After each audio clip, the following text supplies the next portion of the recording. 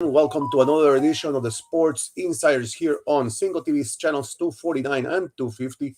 Remember to go to the respective app stores of Android and Android and iOS to download the application of Single TV and to be able to watch our programming. Remember, Single TV can also be found across the Google Chromecast, Amazon Fire, Amazon TV Sticks, Roku and Roku Sticks, and all smart TVs 2016 and forward. Remember also, after you watch the show, to please leave us a comment and a rating so that we can better serve you and leave us your comments with regards to this show and other shows that we have to offer. As you can see from our screen, my good friend and my savior of every Sunday, Mr. Scott Churchson, has arrived. And I'm in the lead spot today too. Yeah, that's right. That feels unnatural, actually. I'm not crazy about that. So, Scott, it's been a fruitful week in the world of sport. We have MLB started yesterday, officially first day of spring training. MLS, that we are going to start with, also on the spotlight. First week of the MLS as well, and then various news in sport that have made waves around the league. So let's start with MLS because you had the pleasure of going to see the wonderful game of the New York City FC. Not a very good game, but what was it? It is a start of a new era for that team with all of the recent departures that they've had, from Sean Johnson to Maxi Morales. Anton Tinnerholm is gone. Tati, of course, last year. But, a lot of the players are, Alex Kynes is gone. It is an absolute changeover, as far as the new look team goes. It's going to take some time for that team, I think, to gel. It's going to take some time for that team to get itself organized. Sorry. So it was pretty sloppy in the first half, a little bit more cohesive in the second half. But at the end of the day, scoring goals is going to be, I think, a problem for this team if they can't add some kind of additional piece here and there. And their captain and their goalkeeper, Sean Johnson, went north to your neighborhood. So now it's in the hands of Luis Barraza, who actually, up until this point, had only had 5 MLS starts in the period of since 2019. So there's a lot to be putting on his young shoulders, and it could be a challenging season. I think in this case, weirdly enough, the new playoff format where they have the play-in, the 8 and 9 seed, play each other might actually, it's too early to say, but it might actually be a little bit of a soft factor here. There's a lot of fans throughout the league I've been talking to. They do hate that new playoff format because 62% of playoff teams, or 62% of teams now reach some form of playoff spot under this new format. To say nothing of the first round best of 3 setup that they have. I think the fans right now hate it, but I think when they get to it, I think they're really going to dig it. And I think this is what MLS and Apple TV have as a long-term game plan. As far as the team goes, back to that original point, they were a little more organized in the second half, but they have never actually beaten Nashville. So going into Nashville, home opener, Hani Mukhtar, who was the Golden Boot winner last year, debatable in some regards, but you can't argue with the fact he still picked up 23 goals anyway, had a key assist that put this game away at the 80th minute. And this is an MLS team right now that, like I said, is in flux. They're playing Chicago next week in Chicago. The Fire have struggled offensively. They only scored 39 goals last year, which was second lowest in the league. But they did add journeyman and third leading goal scorer all time in Kay Kamara just recently. So that might add a little bit of output there. One of the issues that I'm finding, though, is, and I think the fans are having some complaints, is the fact that with the new MLS deal with Apple, a lot more of these games are going to be played at night. So it's getting a little tougher for the average fan to do a 1 o'clock game and then just go on and move on with their day. This is designed to play at night because the ratings are better. Apple knows how to make money. So they're all about building this brand, and I think they'll be able to do it. But for right now, it's curious to see what's going to happen with that team going forward. So, uh,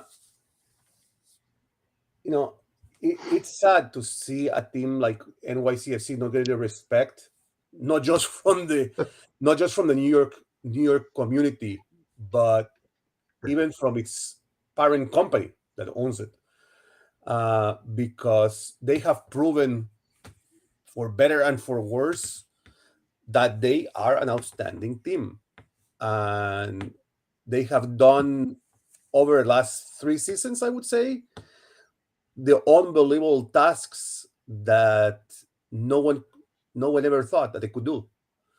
I mean, they won a title, for crying out loud. Mhm. They won a title with, I would say, not with average players and some stars. And Well, that's last what, season yeah. it was just remarkable how they came back.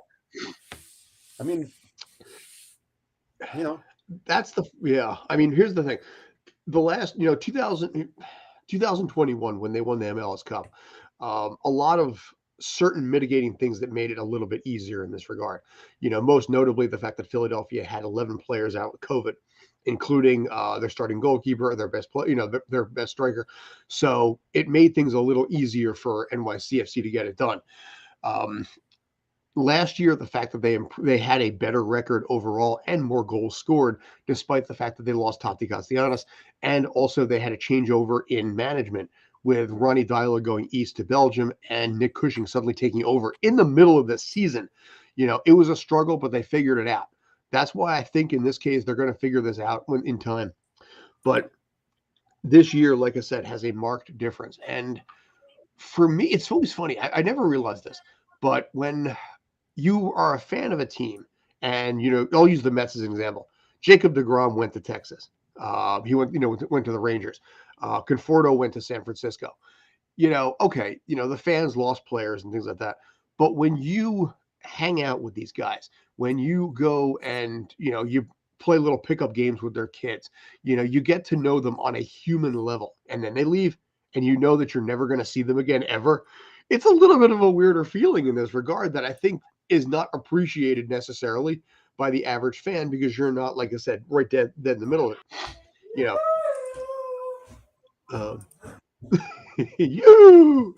Um, I think with this team right now, I think they will straighten things out. I think they'll get it resolved.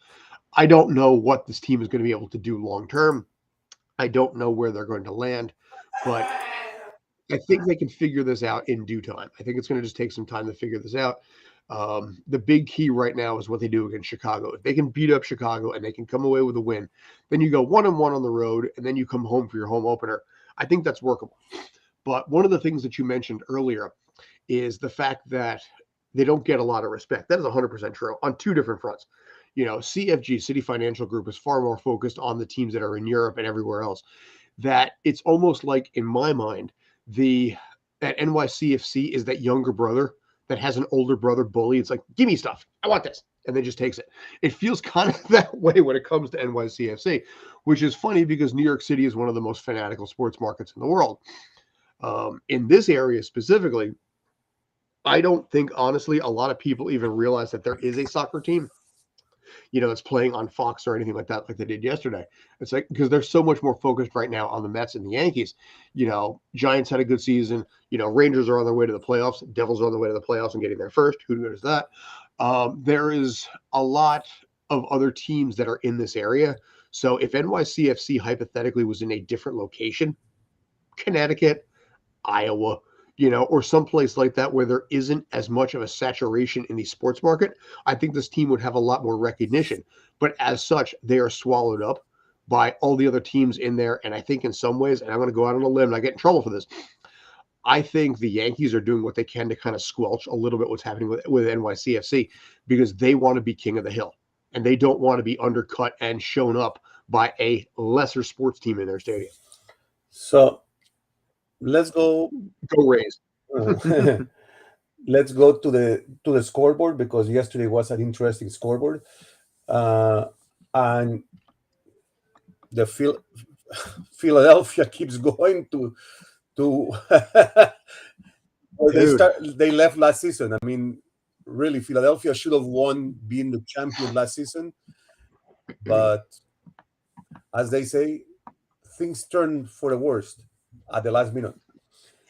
But they started back again and they pummeled over Columbus. which was kind of expected in this case. I don't think there was much surprise with that. This is a Philadelphia team that twice has come this close to winning. Like I mentioned before, they lost to NYCFC because 11 players were on COVID.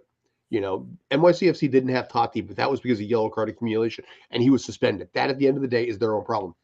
The COVID protocol killed killed Philadelphia that year, and then last year they were minutes away from winning the MLS Cup, and then just came just that shy, and ended up ultimately giving up a game time goal and lost in the shootout to LAFC. Um, so it's been tough to be Philadelphia. I don't think anybody's going to actually be able to match that team this year. I think they're going to, move on. I think they're going to be they're really honestly probably the contender for that top spot. You know, Montreal came in second last year. They surprised some people, but like I just mentioned, they just traded Kei Kamara over to Chicago. So that might cause a little bit of a loss of offense because he is the third leading goal scorer in MLS history. Ironically enough, this is also Kei Kamara's 10th team, which is shocking in some ways, definition of journeyman. But Philadelphia right now twice has come this close and lost it. So I don't see them I don't see them losing that top spot. With the new playoff format itself, there are no first round buys. So the way it works in this case here is you have the eighth and ninth seed that are playing a one match playoff. That whichever one wins that one plays the number one seed in a best of three format. A lot of fans, I think, have problems with that best of three format, but I don't. I think it's just the way that MLS is going to be testing things out over the course of the next few years. And with that playoff format, you got two games. If it goes three games, you got two games there, at Subaru Park, the first one and then the third one. So there's a lot of energy, there's a lot of passion there. I have friends that are season ticket holders for Dupe Nation, and it didn't matter that it was 31 degrees and they were right by the water yesterday. Nobody cared because just the energy, the excitement, and the passion with the Union franchise itself kept them warm all night last night. As like you said, they rolled to a 4-1 win. So let's go now to Montreal. Number two team last year. They faced their nemesis from last season, Mm-hmm. Inter Miami. And again, Inter Miami managed to squeeze a win in Montreal. Mm-hmm. And I don't know if it's that Inter Miami has their number for some odd reason, but man, it just seems to be happening again. Again, I also tie it a little bit to what I just Yeah. mentioned. Kei Kamara, who was such an offensive threat for that team.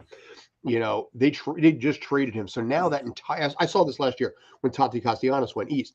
When you have a big part of your offense, and you mentioned it before, that soccer a lot of ways is a bunch of decent players and one or two great ones that just carry it. It's not like Major League Baseball, where you have a great player like Aaron Judge, you got squat underneath, and the team can succeed. You saw what happened with that team last year. Soccer and football, if you want to call it, is a little bit different from that regard. And in the process of that, they lost an offensive threat and now have to adjust. So you might see Miami struggling a little bit offensively until they can figure out how to get their feet underneath them. And you might see games like this. Inter Miami, credit to them. I mean, this is a new era for them a little bit too. Um, so I'd like to see kind of what happens there. I think Inter Miami is going to be a little better than last year. They sneaked in, and I believe the sixth spot last year, sixth or fifth last year. So I think they're going to be a little bit stronger this time around. I think Miami is embracing that team more, especially with the troubles that the Marlins have had for years. The Dolphins had a decent season, and then we got the Heat also. But I think that Miami is being embraced more and more down there. And I think that team is going to be a little bit better this year than last year. So kudos to them to be able to pull this game off. So, and here's the news into the Inter Miami squad. For some odd reasons, they are getting a great player out of the of La Liga. They are in the process of trying to bring Dani Alves from Real Hmm. Madrid, which is such an acquisition. Uh, I mean, we know that Dani Alves is currently out of the Real Madrid lineup due to being confined to his home by a judge in Spain over Hmm. tax evasion. So it seems that Yeah. if he comes to he's trying to come to North America to play because to continue his career. That would be a massive addition for them. Yeah, but like you said, there's the legal aspect of it, so it depends on what they're going to be able to do there. Um, there were some changeovers when it came to Inter Miami and what happened last year versus this year. So they're in a team in a little bit of a flux as well. When you have veteran leadership like that retires at the end, after a long, long career with the team, it takes a little time to be able to adjust. So I think it's a smart move to try and pick up some pieces. I think they got off to a good win. This is exactly what you needed from this team to be able to make things happen and get off on the right foot. Miami I think, can contend pretty well this year. They could land in the fourth spot. I think they could, fifth, I think is definitely doable for them. So it'll be curious to see what happens over the course of a very long season. But expect Miami to be a little better this year and maybe Montreal to be a little bit weaker. So I don't I don't didn't want to touch this, but I have to. I am in the city of Toronto, a city that doesn't seem to have a winning tradition anymore. Ugh. Uh, Hey, you got Tom Mattingly there. He's a bench coach. yeah, I mean, we just got clobbered last night by DC United 3-2. Two goals, Last minute, though. two goals by a wonderful guy by the name of Mateus. Mhm. uh, that didn't quite go well with the city of Toronto. Um, this guy seems to be a player that just picks up wherever he lands, no matter what team he lands with. Yeah, I mean, listen, Mateus picked up that goal 13 minutes in, so that set a tone immediately. I think in this case, it's more heart wrenching for Toronto to go up 2-1, 83rd minute in, and then suddenly give up two goals in the period of basically about 15 minutes later, and including a game losing goal in the 8th minute of added time. That is a heartbreaker there. You go from, 1 point, okay, down to zero. But to know you were this close, the same problem that Philadelphia had last year, to know you were this close to winning and have it pulled out from underneath you like that. DC, credit to that. I mean, they were up and down last year a lot. So it's a great win for that club. I think it's an emotional win for that club. And getting off on that right foot in front of your home crowd is the key, I think, in a lot of ways to the season. So kudos to them. Good come from behind win. You know, um, what else can I say? I mean, you know, So too many fouls though. the other guy that seems to be making a splash here in North America is Thiago Almaraz from the Atlanta United. Mhm. Uh, and yesterday he just showed what he's made of. Uh, playing, giving Atlanta technically the victory with his two goals. Uh, Mhm. I although it's San Jose, let's be honest. San Jose is not going to be one of those teams that is going to be at the top of the charts anytime soon. Nah, earthquake struggle every year. But Yeah. where can we see Atlanta? Because Atlanta was a top team, and all of a sudden they just baffled all the way down. Yeah, I mean, Atlanta has struggled. They made the playoffs then and there, but they've struggled a little bit this way. I mean, again, I talk about this and I'm beating a dead horse here. You know, you need to get that win off the ground in your home opener, and to come back from and pick up two goals. Thiago right now he's completely endeared himself to Atlanta with that. You pick up two goals there back to back in added time in 3 minutes and then 9 minutes into that, and pull a victory from the jaws of defeat. He's a god over there right now for Atlanta. Major League Baseball hasn't started yet. The Hawks, the Hawks. Um, but you look at what's happening with that team. I think they're going to challenge, especially under the new playoff format. Sixth place, seventh place, I think is doable there. This is a new style, a new era for MLS. So playoffs is no longer like the biggest thing. It's about where you can land, especially with this new format, especially with how important home field is with that first round. Um, but Thiago Almada is already, like I said, off to a fantastic start with that team. Atlanta, give them credit on this case. You mentioned the fact that San Jose has struggled. The Earthquakes have been at the bottom of the barrel for the last couple of years. But a win is a win. A home win is still a home win. And a come from behind win is still a come from behind win. And that's the kind of excitement and passion that you need. You need to beat up on the weaker teams. And in this case, sorry, San Jose, you're one of them. So the fact they went in, they got the job done, took a little longer than anticipated, but it's still something that they got to be proud of and walk away happy with 3 points. Now, here's my question to you because I don't seem to understand this wonderful world that we live in with the MLS. Mm-hmm. Both LA teams had a bye this week. Yeah, I know. There was a couple. Chicago had a friendly yesterday. Yeah, I know. It's bizarre in this case why they decided to do that. I do have a little bit of a concern in some regards with that, only because of the fact that LA is warmer. Like I said, NYCFC is playing on the road in Chicago next week.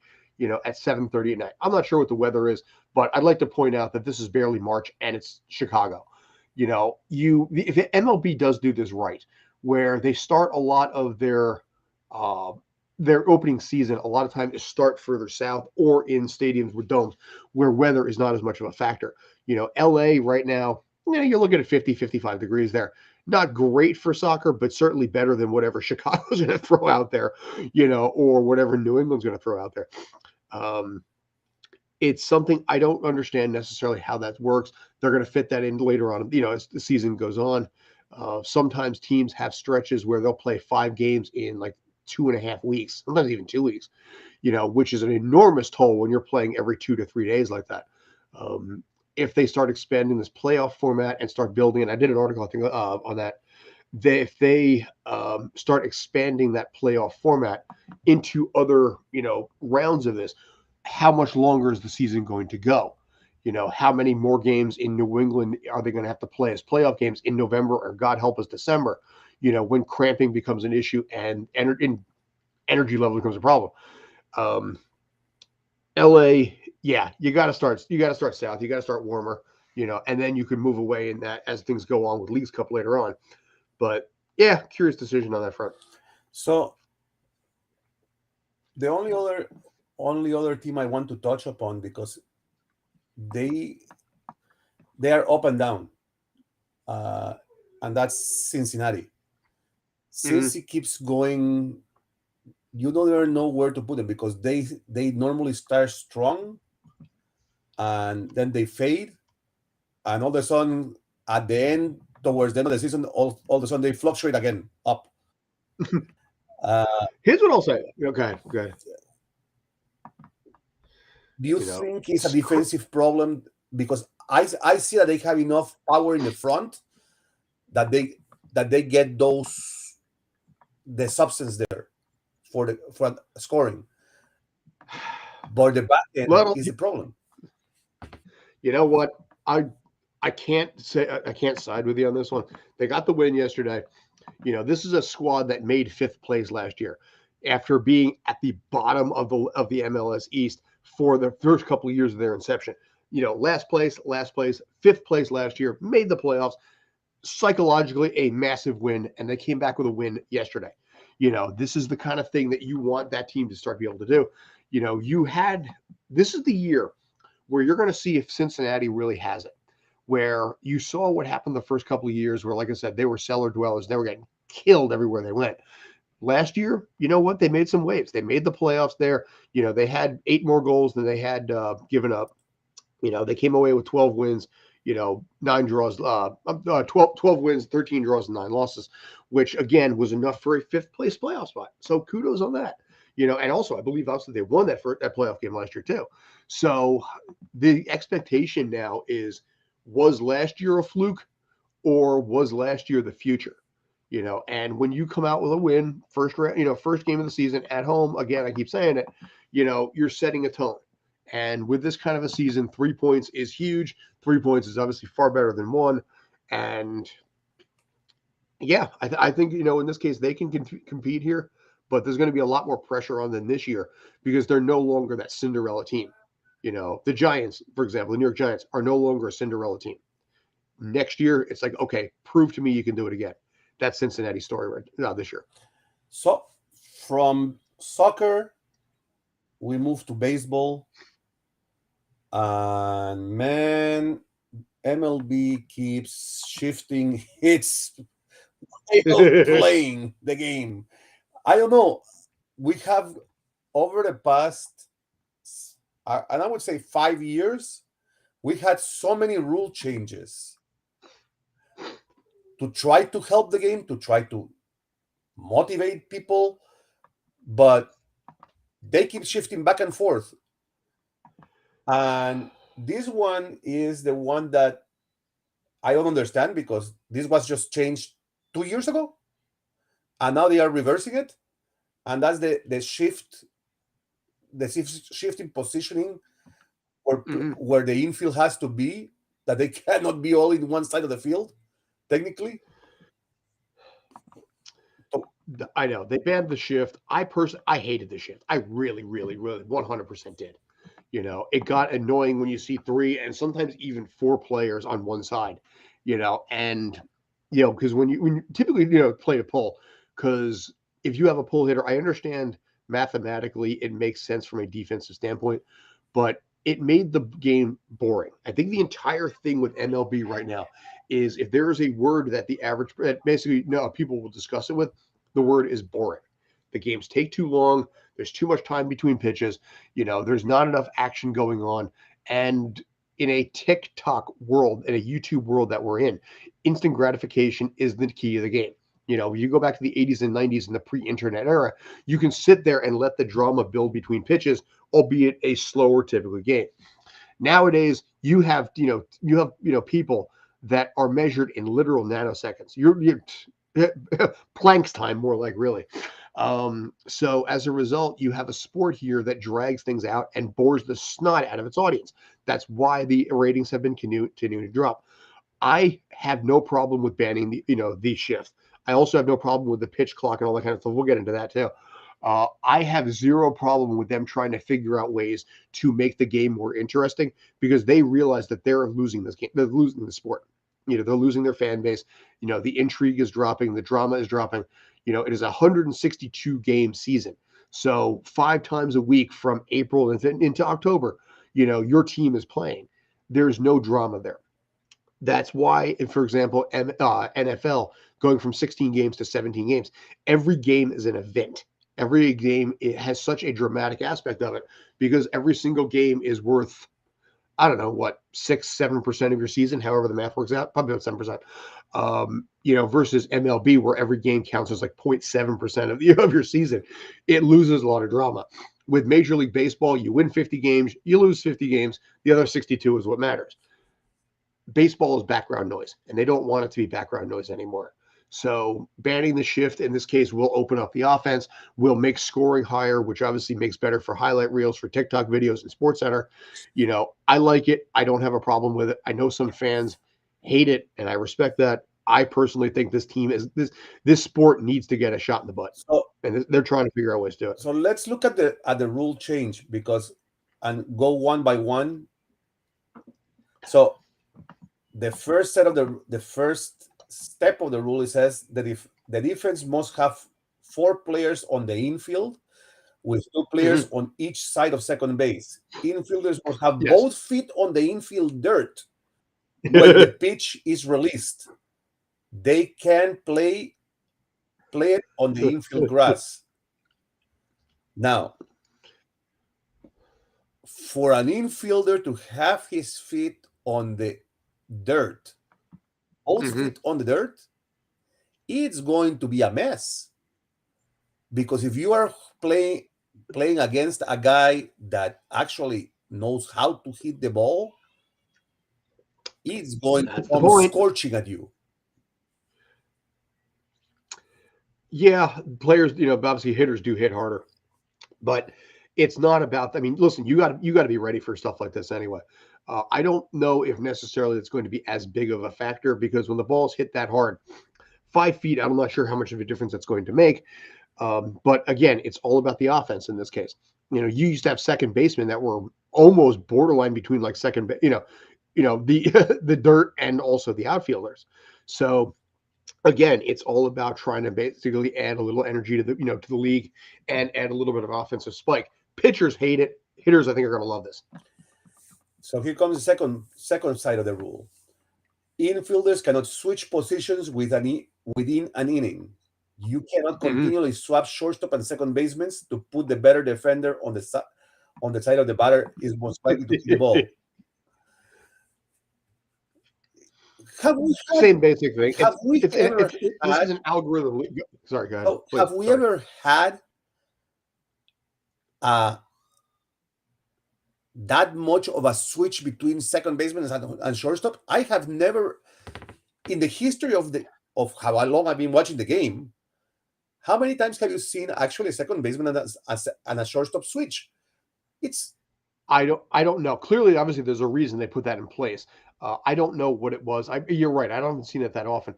But with this being such an algorithm league and such a statistical league, there's probably reasons why certain players may have had faster reaction time. It could be a height thing, it could be a weight thing, it could be a shift thing.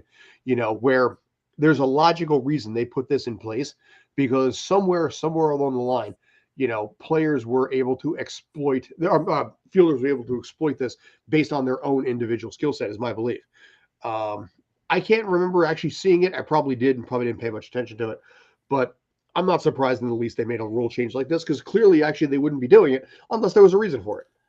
uh, the third part of the rule seems something that it's always done. I mean, when an outfielder plays short, but the rule prohibits a four-man outfields, Mm-hmm. which started to become popular last season. The outfielder I can did still see be that. brought in to be a five-man infield. However, the player cannot be positioned anywhere. So basically, what they are saying, which is how I remember the game always being played, is if if we know that the hitter is normally hits on the ground and he's not a very strong hitter, the infield gets pulled in. That looks technically like you have a nine-man infield, but that's always has been there, and it gives the batter the option that if he is able to connect with the ball, that probably going to get an inside the park home run if he's a faster runner. Which obviously, again, is all about TikTok and Sports Center. Yeah. So I've seen the four person field in this case, and again, it's all about what they're trying to do is they're trying to de-moneyball the league. Billy Bean, obviously Moneyball, Brad Pitt, Jonah Hill. It changed how the league is played, and in the process has dulled the league too. And all of the algorithms, all of the statistics, all of the numbers on stuff like this is causing the fielders, in this case the fielders, to do what they've been doing, and it's slowed the game down and it's killed some of basically the highlights. This is all about trying to generate more highlights. And that's really all it comes down to. So again, I'm not surprised by that one. I have no problem with it. I really No, don't. I I mean, again, I this don't have either. But the sport has gotten boring. now here comes the kicker, which I don't, which if teams do play it the wrong way, it's not going to matter much anyways. If you have a good pitcher on the mound, because Mm-hmm. the penalty for an improper defensive alignment is an automatic ball or the result of play. So if you play the wrong alignment and you have a guy like Gosman on the mound Mm-hmm. or you name it, what I mean, you are going to get one ball. No, let's make the penalty severe so that the people don't do it. If you really want to enforce it, Give him first. Give the batter first base if there's an alignment. Then I think a ball is enough, because again, you don't want to give up any advantage there. Because even listen, 1-0 count versus 0-0 changes dramatically how the pitcher has to react, and also additionally increases the batting average. If you look at the statistics on that, it's almost like a 50 or 80 point batting average increase when it goes from 0-0 to 1-0 count. So I think also keep in mind that's a ball for every infraction. So the longer they decide to keep those guys out there, 1 ball, 2 ball, 3 ball, so it's for every single infraction. You're going, that can add up there. So is it something where if they, I don't now in this case, I don't know.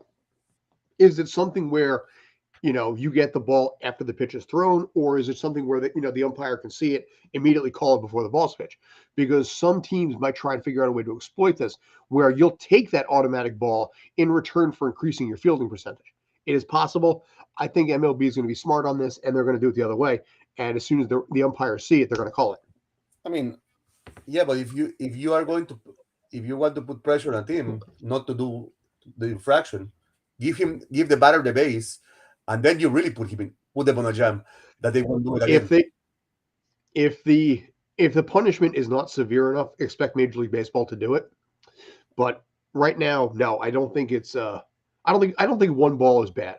I mean, again, if it ends up not working, you can always increase it. But they're testing the waters with a ton of new things with this season. So, and all in an effort to try and make the game more entertaining to watch.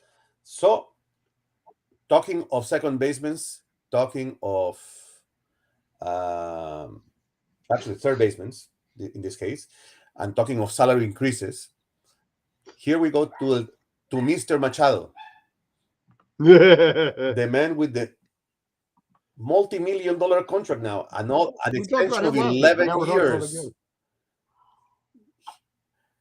He's going to be reaching his old age. It's the problem with the league now, where you have so many long contracts for players that, you know, are going to basically just be past their prime and still being paid 4, 5, 6 years on these deals. It's going to bankrupt the league in some ways. The Aaron Judge type deals, the Rafael Devers deals, Mike Trout, Mookie Betts. Look at these massive contracts. And listen, I don't blame them. You get your money. I don't blame them in the least for basically going after that. But what's going to end up happening is the owners are going to have to pony up tens of millions of dollars a year for players that are past their prime. They'll probably just have to release them outright and still be on the hook. It shocked the world when the Yankees decided to buy out Jacoby Ellsbury's like $18 million deal and not pay him. And then they did that with A-Rod. And now you're starting to see more and more teams starting to do that as all of these contracts are just through the roof, and the production isn't there and the ticket sales aren't there and the player is a shell of their former self. You are still going to have owners that are going to have to pony up 50, 100, 200 million dollars on a contract for a part-time or no-time player. I am really curious to see what this does to Major League Baseball. I think what it's going to do is it's going to force eventually the contracts to come back down again, and it's going to provide balance once again. But oh boy, these contracts, like I said, to the players, credit. If an owner's willing to give you $40 million a year into your 40s, hell yeah, dude, take it. But it's becoming the part of the league. And Manny, at 30 years old right now, is trying to get that. He's seeking a 10-year, $400 million deal, versus Aaron Judge, who put 9 years and 360. Last year, Manny Machado had a WAR of 3 points lower, and he is expected, I think his projection this year, and I'm darn close if I got this wrong, is projected to be 281, 26 homers, and 90 RBIs. Not a bad season, but not worth the $40 million a year he's trying to get. I think at the end of the day, he's trying to bank on Uncle Stevie, to pay him that kind of money with the Mets. Uncle Stevie also, in some ways, is going to screw up the league long term, though. God, is it fun to watch. So I don't know what's going to happen with Manny. I'm curious to see what happens there. He is putting a lot of bank on himself, and if he has a subpar or injured season, he may come to absolutely regret the decision that he's made here to try and do this. Now, can he legally renege? I believe he can. I don't believe he's made the actual formal paperwork request on that. He just blabbed on Twitter. So you can rescind that if you have a terrible season. Maybe he's banking on that too. So let's look at what happened yesterday, first day of full day of spring training. Scott, uh, two games, very fascinating games for the Philadelphia Phillies. And let's talk to the Mhm. Philadelphia Phillies because the Phillies are, to me, right now, contenders to go all the way in the East. Uh, and yesterday they played two games, one against the Tigers, which they lost 4-2. They split squads, but the game that they had to win against the Yankees, they beat them by three. And Philly is not look is not the old Philadelphia that we all knew.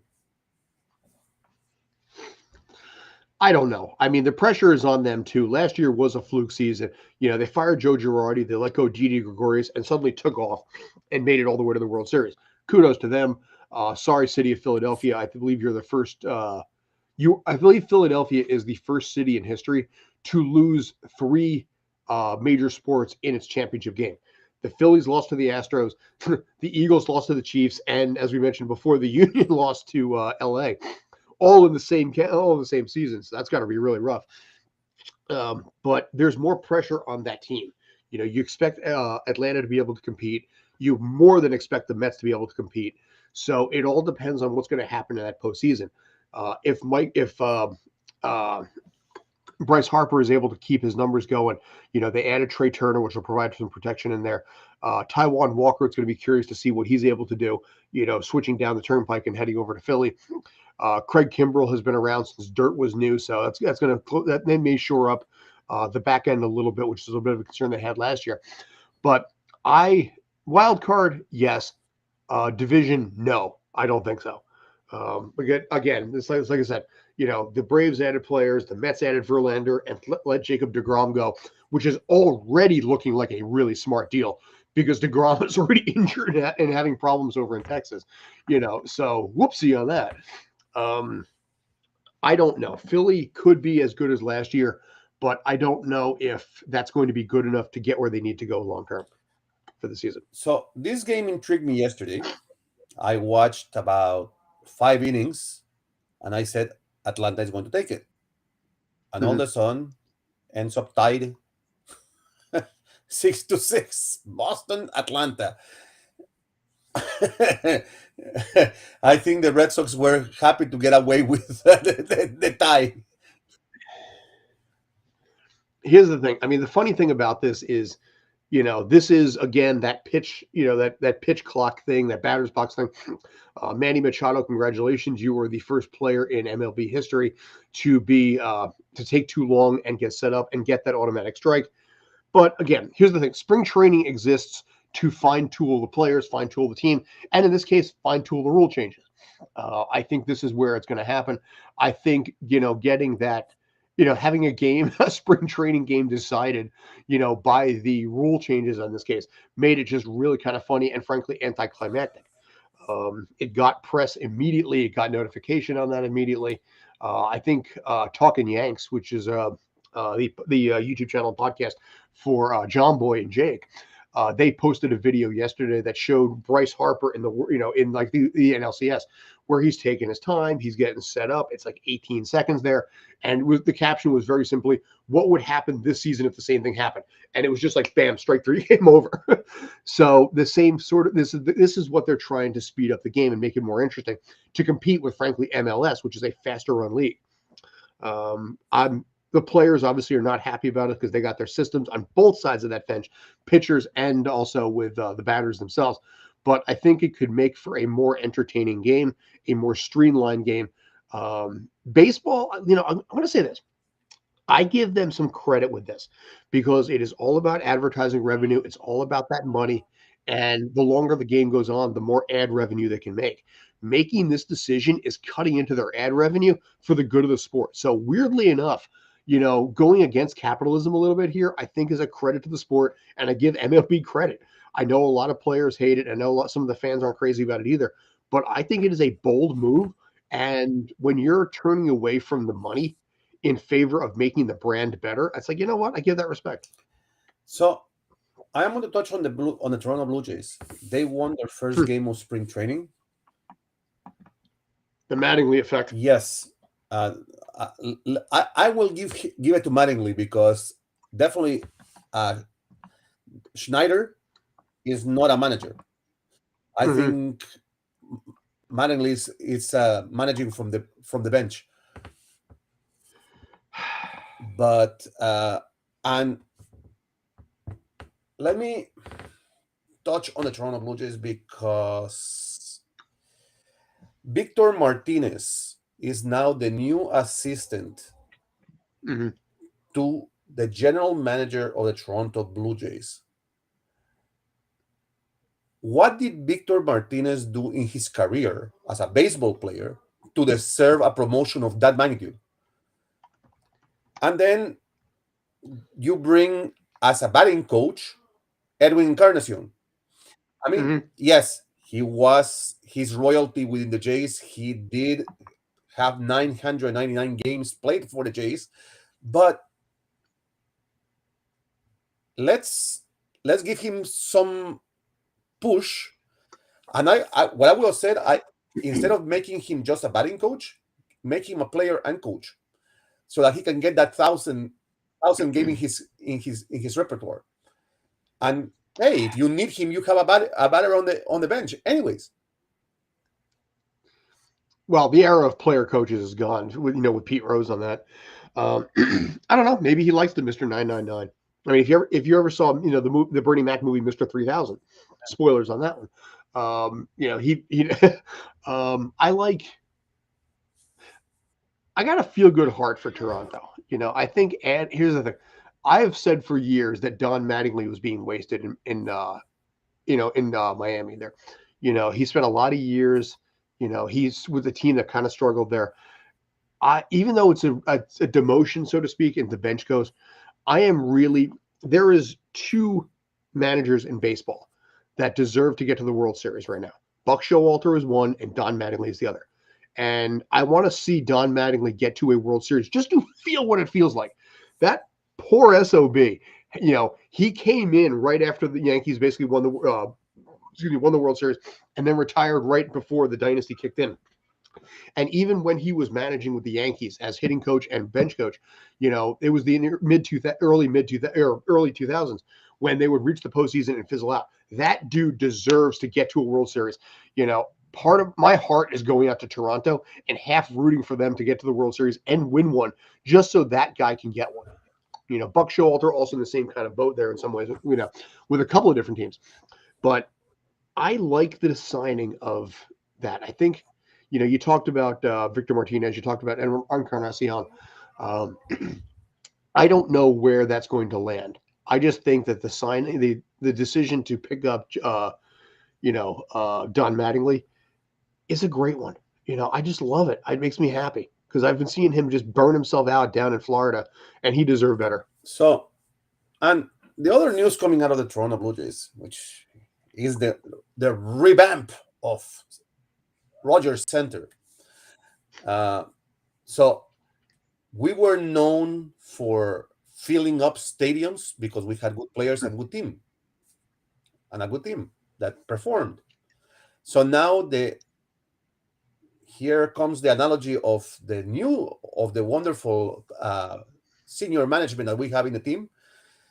We have now decreased the size of the stadium by 10,000 people. Mm-hmm. I guess they are saying Toronto fans are not good. Let's uh, let's let's downgrade the stadium and build restaurants because that's more important in the game of baseball. Let's get food. So we went from 61,000 people that the stadium sat to now 46,500. That's the new standard in Toronto. The lower the the first level and the second level are going to be shortened, and more restaurants are going to be there. That's Well, I mean, honestly, I don't see. I mean, I get it. This comes back to the capitalism part. Last year, Toronto averaged 32,763 as far as attendance goes. Now, what you just said there, that is showing a lot of empty seats. Now, if you look at Tropicana Field, they actually removed their upper tier. That upper tier up there, there is no tickets available. Everything is basically midsection or below. And it's all about the perception and what it looks like. With Toronto in this case, if there's too many empty seats, it doesn't look professional. So why not use that empty space to start getting some restaurants? You can get businesses to go in there. You can get maybe some sponsorship deals. You can get a few different things and get some money out of a lot of just unused empty space. You know, I don't see a problem with it because again, you averaged 32,000 and change last year. If you have that much space available, it's being unused, use it for something else. so. What? Let's shift over, Scott, and because this is one story that I want to touch and come out of the NFL. We have a couple of minutes left. Let's touch on that. Just former NFL star Chad Johnson uncovered that he saved money by living inside Cincinnati Bagel stadiums for 2 years.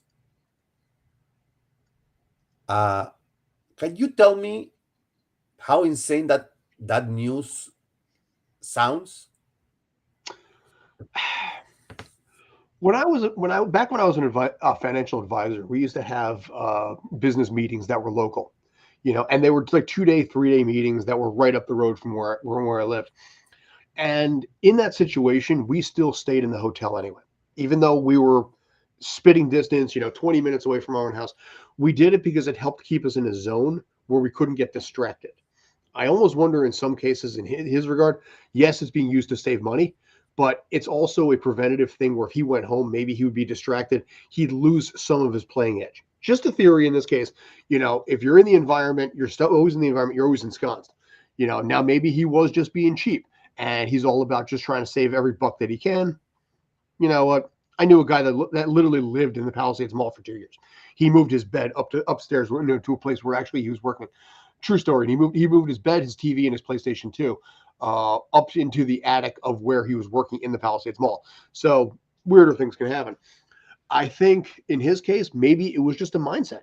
Maybe he did not want to go home and have all of this distract him, where he's just focused 24/7 on the game, and in the process, you can set up camp very easily. Maybe that was the thought process. If it was, kudos. It's a bold move, and I give him a lot of credit. But just a theory. It's just like what what kills me is that now a lot of media most likely are going to start investigating to see how many players have lived inside stadiums now. Be- Could be a lot. and because it just doesn't seem normal in a sports environment where money is huge. And I am not saying that everyone gets paid the same rate, but living standards. This is also why I think some teams have curfews Yeah, because they don't want you to get distracted. yeah. And honestly, if I were ever athletic enough, ha ha ha, I would flirt with that idea also because I know how my brain works. And for me, I may end up screwing off and not doing what I'm supposed to be doing just because of the fact that, I can get easily distracted. Maybe that's the thought process. Like I said, it's interesting that this does potentially open up a can of worms here where how many players across how many leagues have actually done this themselves. I think a lot because you get people like my head, who basically are scatterbrained there. So you might find some people that are like, okay, you know what? Let's do this, and you might find a few players that created their own little apartment complex inside the stadium. They'd have food delivered to them. They can Grubhub nowadays. Oh yeah, I think there's going to be a lot more names coming out. If they decide to pursue this, I think you're going to find a lot of names. So, Scott, thank you very much for another great show. We want to remind everybody that this show can be heard across the Spanglish World Radio Network and its affiliates on social media. Remember to go to our website, SpanglishSportsWorld.com, for all the news and programming, as well as great stories written by our columnists like Scott and others that enhance that website. Remember as well to that Spanglish Sport, the Sports Insiders. Watch it, hear it, read it, download it, but especially leave it. And until next week, when we meet you here again, and hopefully this time we'll have our wonderful basketball analyst, Mr. Brandon Kaye, this time. This has been Eduardo Harari for Mr. Scott Churchson, and we'll see you next week.